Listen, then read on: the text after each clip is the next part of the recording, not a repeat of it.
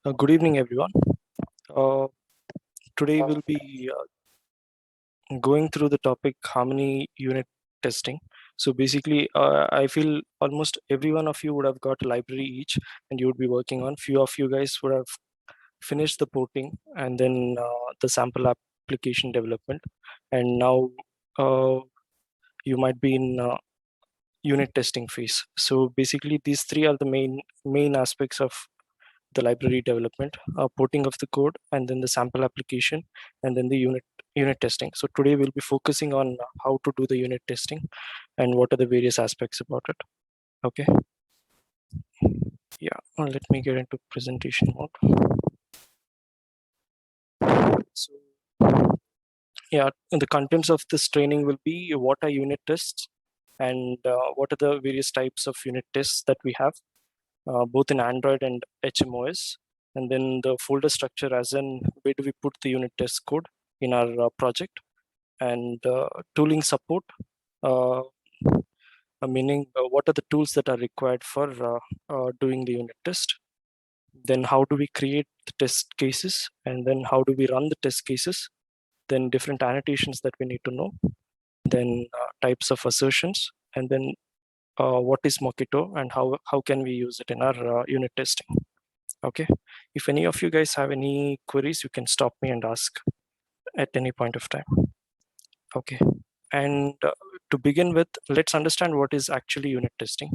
Let's make it an open discussion. Maybe can anyone come up with the meaning of unit tests, or what is unit testing? Uh, any anything that you understand, or what you think of what is actually unit testing? Yes, if we have to, hello, I am audible. Yeah. Yes. Tell me. Yes, if we have to taste any piece of code or piece of module, so Yeah. this is called unit testing. Yeah. Pretty much that. Uh, Actual definition is nothing but testing a unit.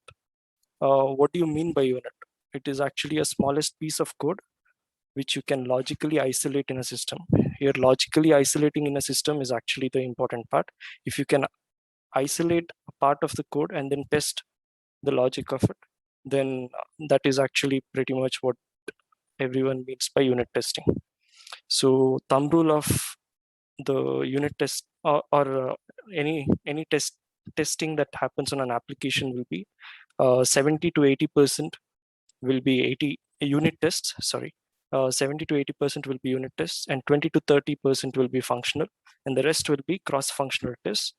As in, if your application depends on any other application, then we need to test that functionality as well. So unit test plays a huge role in testing your application. So today we'll be focusing mainly on unit tests in here. So let's get on with that. So what are the types of unit tests? There are basically two types of unit tests, that is local unit tests and instrumented unit tests. Local unit tests are the one that run on JVM. They don't have any other dependencies like running on your Android device, or all the unit test cases that you can basically run on Java objects, better run it on local unit tests. Then regarding instrumented unit tests, these are the ones that require your physical device or emulator. Okay, basically they will need your physical device or emulator. Like in our case, we'll need a remote emulator. So your local unit tests will be much faster because they require only JVM. So within your project, you can simply run and finish it off. But your instrumented test will take more time than your local unit test. So it is recommended to use your local unit test if in case you can do your test cases with the local unit tests. Unless and until it is required to use instrument unit test, you don't have to use it. The cases where you'll have to use instrumented tests are basically your UI components, because they require a device, and your context. So your instrumented unit test will run on a different thread. Basically, whatever your normal application will run on UI thread, right? That is the main thread. But instrumented unit tests should never be run on a UI thread. Basically, there will be a separate thread created for instrumentation through your instrumentation runner. So all your test cases will have to run on that particular thread. If you observe, when you build your application with instrumented tests, you will find that test application will be generated when you have instrumented unit tests. So all your test cases will run on that particular app, which runs on instrumented unit tests. I hope this is clear. Any queries on that you can ask.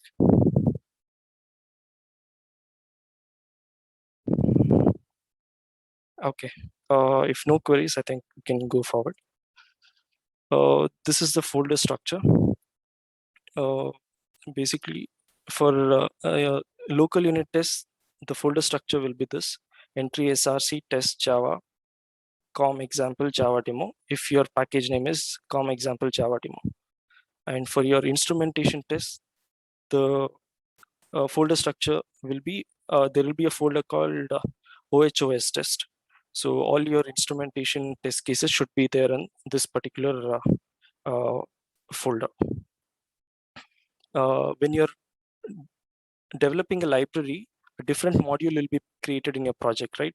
So even the classes for which you're writing unit test cases in your library should be included in OHOS test, because the Gradle task, whatever we have in Devico currently, will pick the instrumentation test cases only from this particular folder: entry src OHOS test in Java, basically from OHOS test that is present in entry. So don't try to create a new OHOS test in your library module and then try to add it over there, because it will not run. I hope that is clear. Okay. Uh, yeah, going forward, the tooling support that is required for unit testing in Harmony. Basically, these are the dependencies that you'll have to add in your build.gradle when you do the unit testing. Here you can see there are two keywords used, basically test implementation and OHOS test implementation. Test implementation will add the dependency to your local unit test, basically the test folder that you have in your project. OHOS test implementation will add the dependency to your OHOS is there in your project. So test implementation will require your JUnit, and your OHOS test will require this test kit runner from OHOS. And this particular part of the code is also for test, for generation of the test report. So after you run your test reports, you can specify if it has to come in HTML or XML format. If you want both, you can have both options open. Okay. So yeah, we'll just go through how do we create test cases and then how do we run test cases. After that, we'll go on a demo, like how do we create local unit test, then how do we create instrumentation test. Okay. This is just the theory part, so bear with me. After that, we'll go in practical. Yeah, how do we create test cases? We'll need a project, already created project, or you create a new project. Then on the class of the on the class that needs to be tested, do a right click or do an alt enter. You get this option, create test. Then once you click on that, you get a dialog. Select JUnit 4. Then you can specify the methods that you need to that you want to test. So you can select them. Here you have setup and teardown. They're actually annotated with an at the rate before and at the rate after. We'll go in detail. We'll understand what is meaning of that once we go further in our slides. Okay.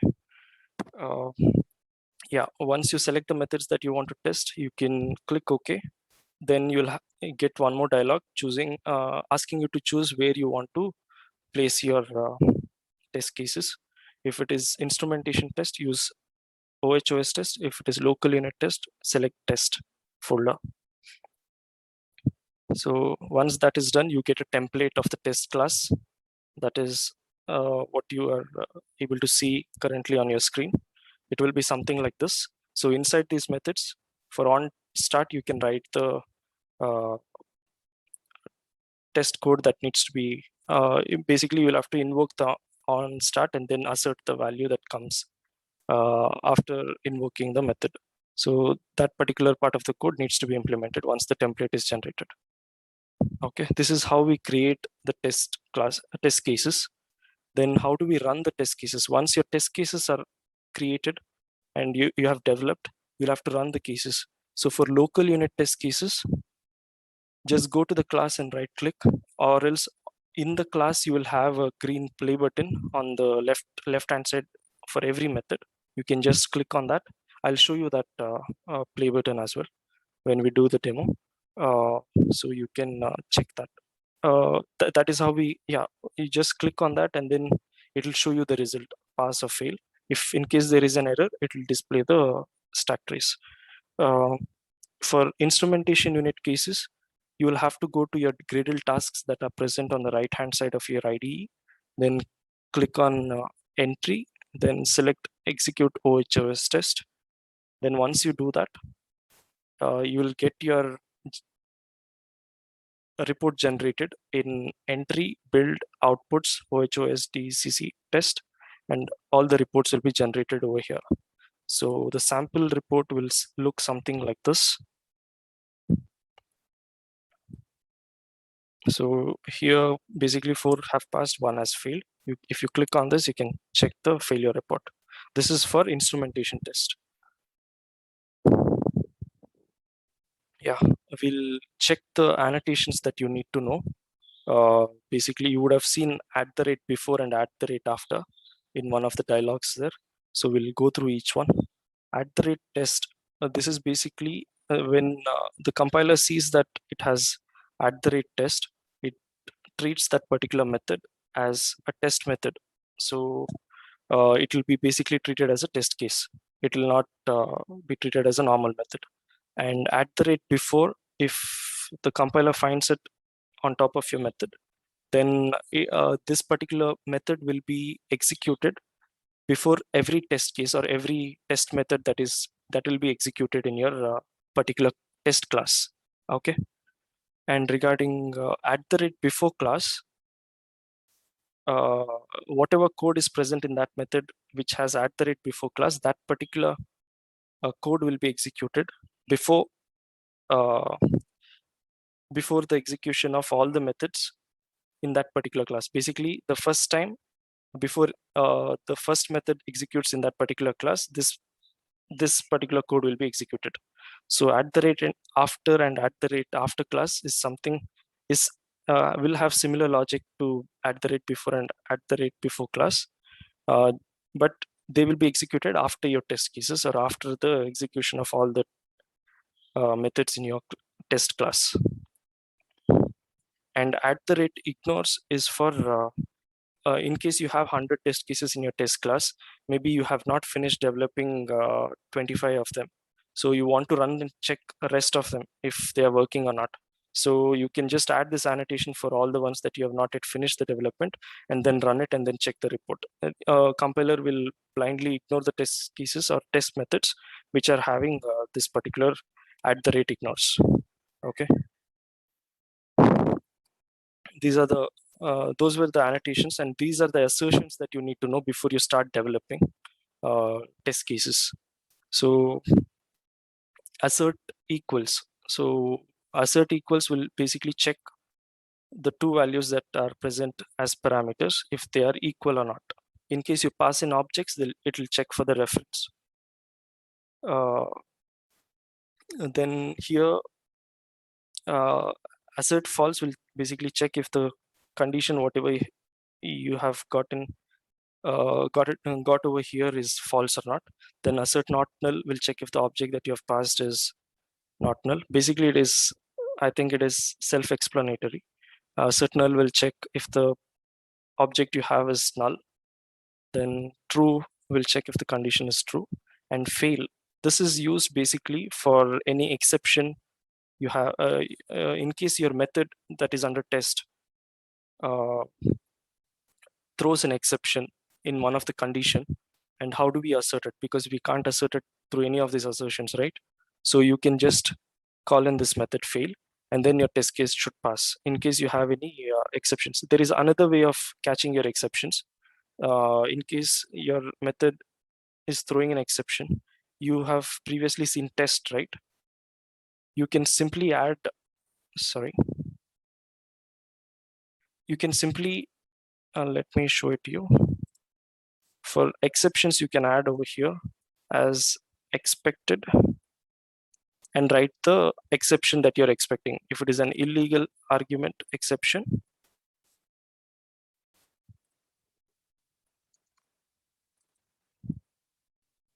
just do this before the class that is actually wherever you're writing the @ test, you can just add this within the parenthesis in case your test method returns a exception. Any queries till now? If anyone has any queries, I think you can ask.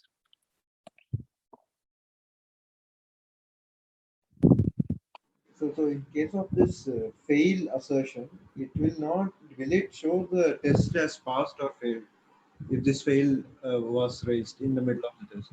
See, if you call fail and if your test method actually throws an exception, it will be a pass. Okay.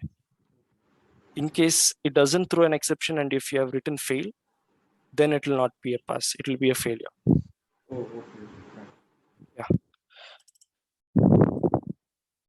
And regarding assert same, you might think that this is similar to equals. This will check the reference and this will check the value of the objects in it. Okay. That is the only difference between assert same and assert equals. Then assert not same, it will check if the two objects do not refer to the same object. Basically, the reference is not the same. Yeah. Now just let's get into how do we write test cases? How do we what are the kinds of test cases that we need to write for any particular uh, scenario? Okay. So let me open one case. I think all of you guys would have written uh, your sample applications, right? Or assignments, whatever you guys would have got during the training, initial training. So I'll just use a part of the code out of that and write a test case for that. So this was the login and sign up app. So we were entering username, I mean, first name, last name, email address, mobile numbers, all of them we were entering, and then we were validating also, right? So for the validation part, we would have written some code. So this is consist of number, is contain special character, is contain only number, something like this. This was used for checking if your first name and the last name have any numbers or not. This is for checking if your if your first name or last name has a special character, then you'll have to validate it, or your telephone number or your mobile number has a special character, something like that. So we'll check, just take a basic example and then test it. Let's test this particular, this will be the SUT, that is system under test. So we'll try to write a test case for this. Okay. So if we need to write a test case for this, create a class for that, test class for that. So let's do that. Alt enter, create test. Then I want to write test case for this. I'll just select setup and tear down also. And then this is a local unit test, so I'll just write it in this method. Okay. So I got a template over here. So this is a basic template, so I can write my code over here. So let's check the implementation again. Is consist of number. It is taking in a parameter, right?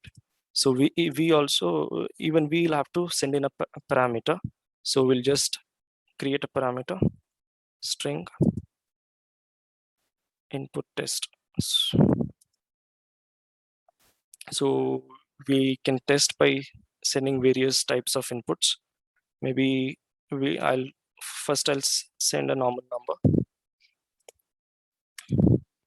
call the method, and then send this. Now, whatever value I get from here, I need to assert, right? Let's do that.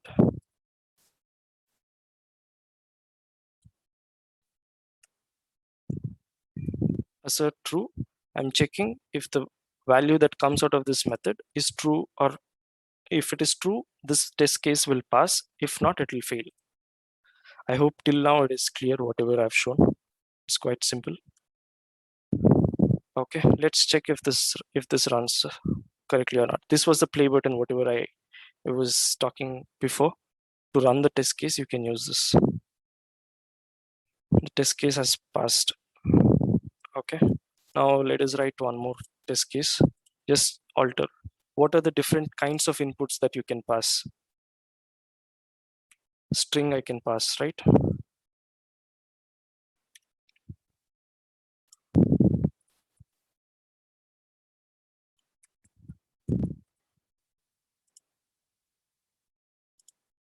Run it again.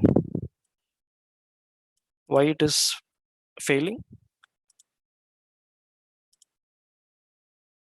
Because we are asserting true, we need to assert it as false, right? Because each consists of number, will do a pattern check. In case if it has a number, it will return false. If it has a string value, or no, basically what this does is it will check the pattern. If there is any one number, at least it will return true, otherwise it will be returning false. So here we didn't have any number over here, so it has written false. So let's check one more type of condition. We can send an alphanumeric, right? That is one more way of checking.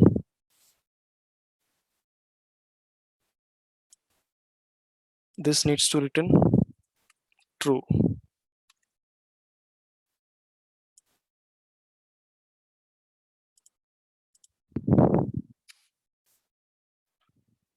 Yeah, this had failed previously, but now it passed.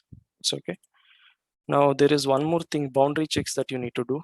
At least when you have an object that can be tested, always test with null or empty. Okay, so currently we will test it with null. Let's check if it passes or not. It failed. So if you give a null output, basically will fail. So false also should fail.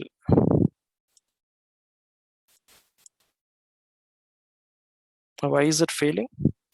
Because there is some issue in our code.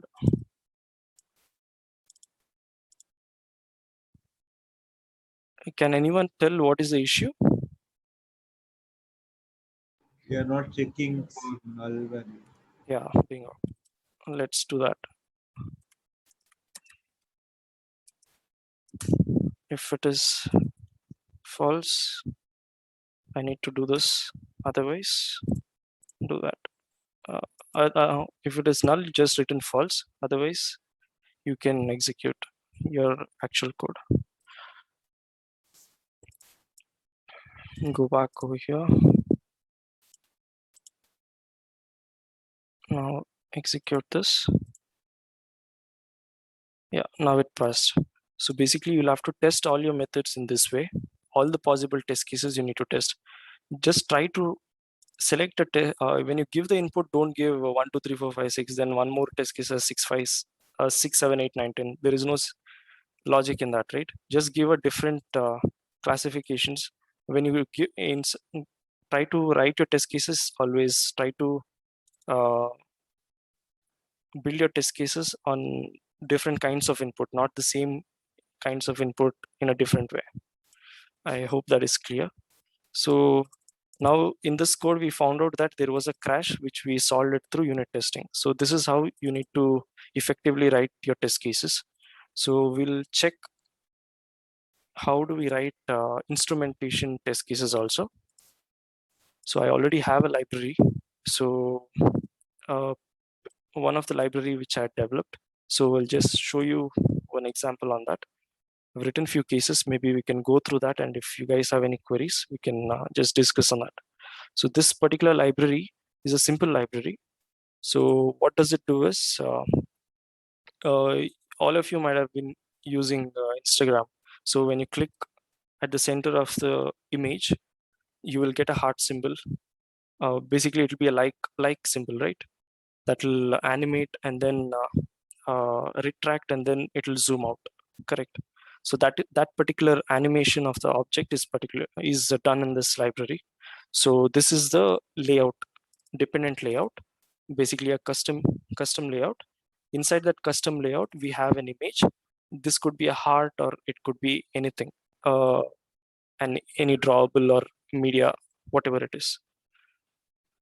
So here we are initializing or assigning the variable, and then we are setting some rules on that.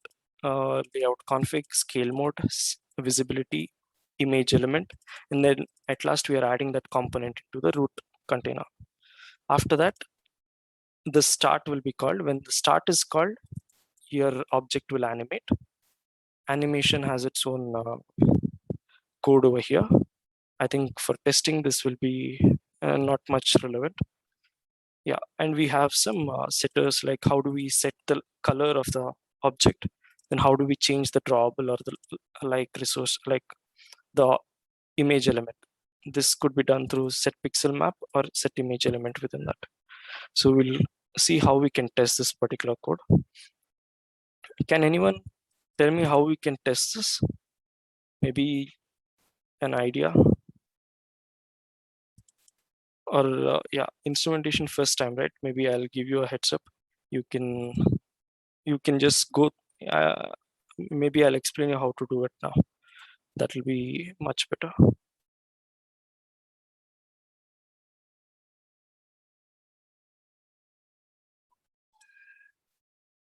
This is the test class that I've written.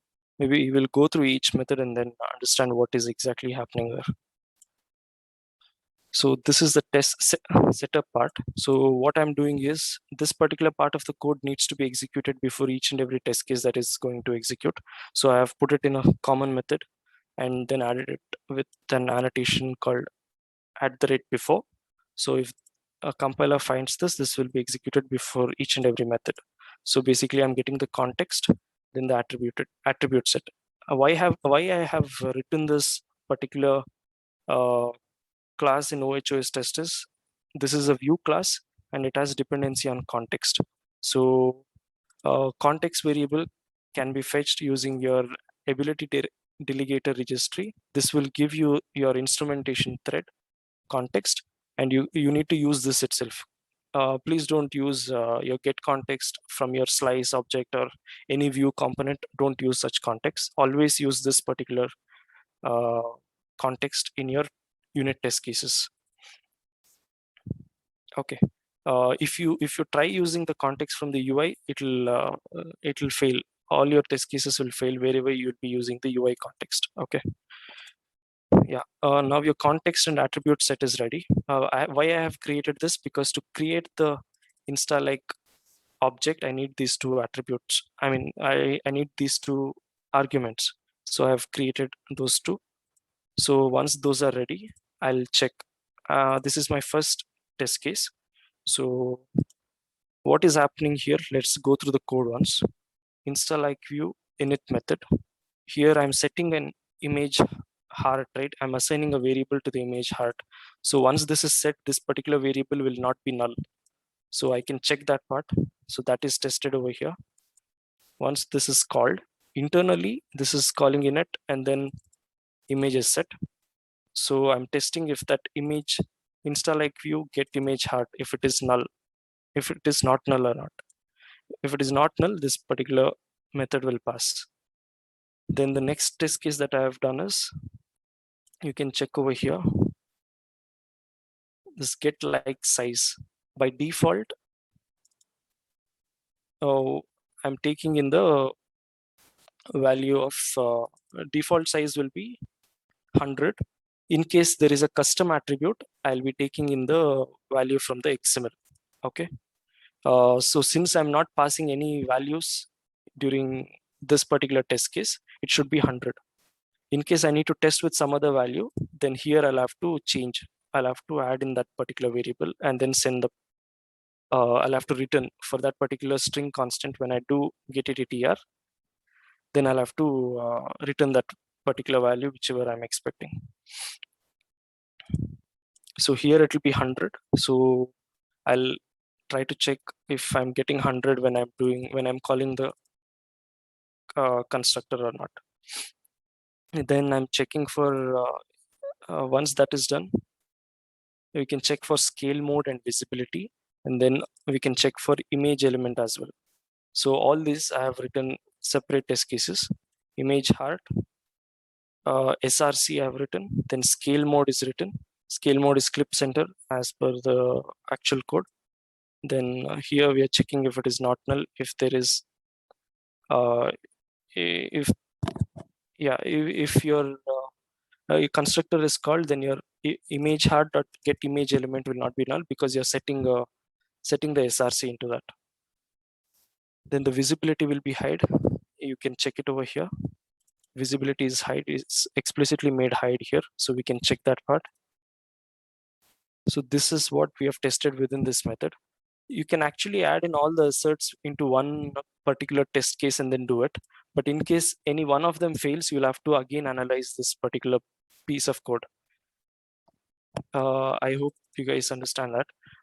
Because why we need to avoid is we should not spend extra time on analyzing where the issue is happening within your unit cases. Then the whole point of doing the unit cases will not be right. So better have a one-on-one mapping to each and every functionality that you're checking, and try to write test cases for each and every functionality that you need to check. Okay. Now this is set like color. What are we doing in set like color? Let's check that part. Here we are going to image heart get element and then setting the color matrix. Okay. So we'll get a color matrix. We'll create a color matrix argument, and then we'll execute the method. Once that is done, set like color we have executed. Now we need to check the color matrix that is set in your test element with the actual one that you have passed, if it is the same or not. If it is the same, then it is okay. That is the way you assert in this particular scenario. Then for test set like drawable, yeah, this you can ignore for now. I'll be taking a different demo for what is Mockito at the end, so you can check this. I've just done it for test purpose. Maybe, yeah. Insta like view, set like drawable. What are we doing inside set like drawable? Here we are just setting the image drawable inside the set image element. So you can just check if that image element is not null or not. If it is not null, then your test case should pass. Similarly for like resource, we are setting a pixel map. We can get a pixel map and check if it is not null. Okay. Then start method. You have a start method. Check what is it doing. Basically, you're changing the visibility over here, so you can check that part. So that is what I'm pretty much checking there. We are making it visible because previously it was in the constructor, you make it as hide, and then when you animate it, you will make it as visible. So that particular part of the code can be tested over here. So this is how I have done one side of testing. Now this is for default or empty values from your attribute set. You can make sure you can actually increase your test cases or test other scenarios wherein you can return some values from here, get ATTR, because every time when I have called this, used this particular object, here I'll be using the default values from the custom attributes, because I'm not returning anything over there. Every time it will be empty. But now, if you want this particular part of the code to hit, you will have to return something over here and then write your code and then call this object. Any doubts in instrumentation test?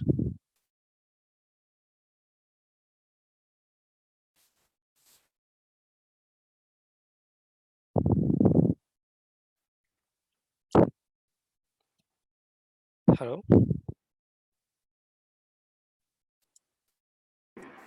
Yeah, how to run it? Like, is it same like local unit test? Yeah, great. I'll show you that. You have Gradle tasks over here. Insta like entry tasks come over here. You have execute OS test. Once you trigger that Gradle task, it will take some time. Okay, you need your emulator, which I have not given. So let me do that.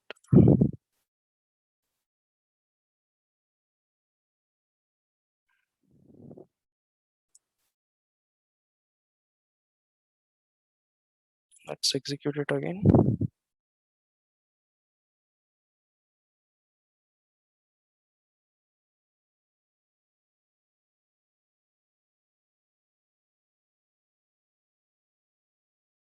Yeah, once this is done, you can go to your build outputs. Here you find all the reports over here. Open it in browser.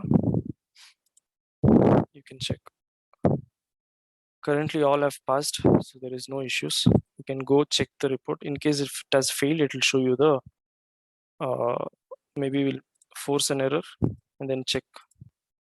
That will give you a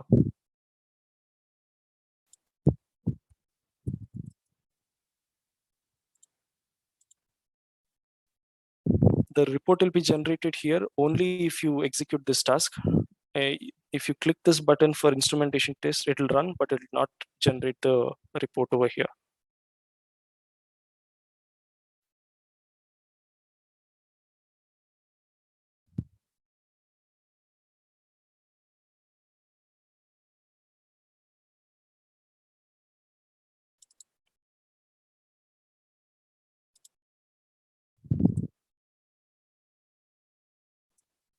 Yeah, it will show you the stack trace. You can check what is actually the issue with your code. You can check this reason and then change your code. Any other queries?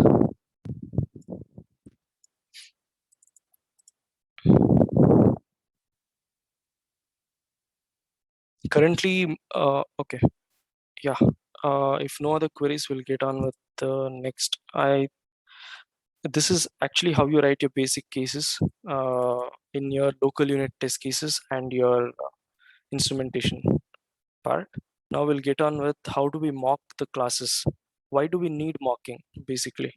In case you have a collaborator in under your system under test, when I say collaborator and system under test in the sense, it is basically in this scenario, it is install like view. Okay, this is your system under test, and collaborator is here your image heart. Okay, whatever variables that you have within your system under test, basically you'll be creating an object of this, but you'll not be creating an object for this, right? So this needs, you don't have to need a actual implementation of this. You just need a dummy implementation of image heart so that you can make sure your code runs. So for that, in those cases, your mocking will be of great use. So currently, Devi code does not support mocking within instrumentation. So only within your local unit test you can use it. So if you want to use it within local unit tests, you need to add this particular dependency. If you use this dependency, your code will run. So yeah, what does Mockito do? It will try to mock all the dependencies for the class under your test, then execute code in the class under test, and after that it will validate if your code is as per the expectation or not. So let's check it out. I have a sample code. Maybe going through that you'll just understand. So just a very sample code. How do we use Mockito? Okay, this is the actual class. This is the system under test. I have various functions: set, calculator, service, add, subtract, multiply. Okay. Now inside this, I have a collaborator called calculate service. Basically, this is playing an important role because you're calling the functions within within the method add using this object, correct? So what is this calculator service? It's an interface. So in order to run any method with this, with the math application object, you need to have an instance of calculator service, correct? So how do we do it? So basically we'll need a instance of this, and then once you have this, if you call this, this will be executed. Whatever methods are being executed on top of this particular instance, all your methods will be executed fine. So let's check the test method. How do we write it? So we have used Mockito for this. So let's check the build.gradle first. Add the dependency over here, then you'll be able to use. So once you have done that, see, you can see here you've added your collaborator that needs to be mocked with this annotation. Here you have inject mocks. So what does this do? This will make sure your mocked objects are injected within your within this instance. So once if you don't have this, the whole method will fail. If you're trying to call any object or a method on top of math application which needs this mocking, it will fail this test case. Okay, so what we'll check each line over here. What happens when this is executed? We are testing the method add. Okay, so here the implementation is add method is being executed on top of calculator service object, that is an interface object. So a compiler, if when it finds this @mock, it will generate a mocked object by default for this particular object. So this when this will be executed, already this particular object will be mocked and it will be present. So what you're telling over here is when this particular method is getting executed, calculate service dot add, if it is called, just make sure you return 30. Okay, we are checking this method implementation, but we are not concerned what this particular object is currently doing. We just need a dummy value so that we can go ahead with our execution. That is the main objective. So we are making sure if calculate service dot add is called, return 30. So this will be noted by the compiler. So it will execute your math application dot add over here and execute 10 and then pass 10 and 20. So when it executes add, it will find this method.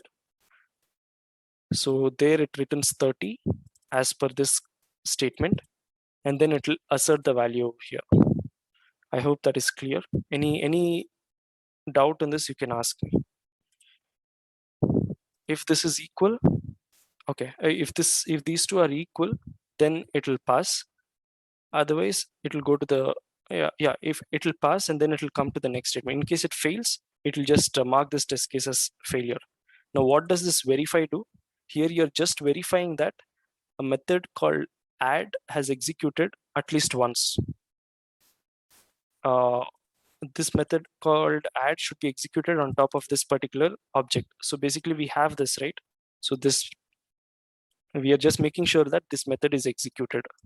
So yeah, this will pass. In case you have 2 or 3 times this this particular line being executed, then you can change this to at least 2 or 3, whatever number. In case if you have a if condition where, in case you have a if condition and you make sure that this is not going to get executed with a certain set of arguments, then you can make sure that this is, you set it to never. So that just make sure that you have got this, but verify that this particular method on top of this object is never executed. Currently we can add, we don't have to add any argument, or we can add just at least one. That is okay. Now just let's run this method. It's pass. Now if you see, if you remove any of these annotations also, your particular test case will not work. Just make sure all the annotations, everything are added properly. Any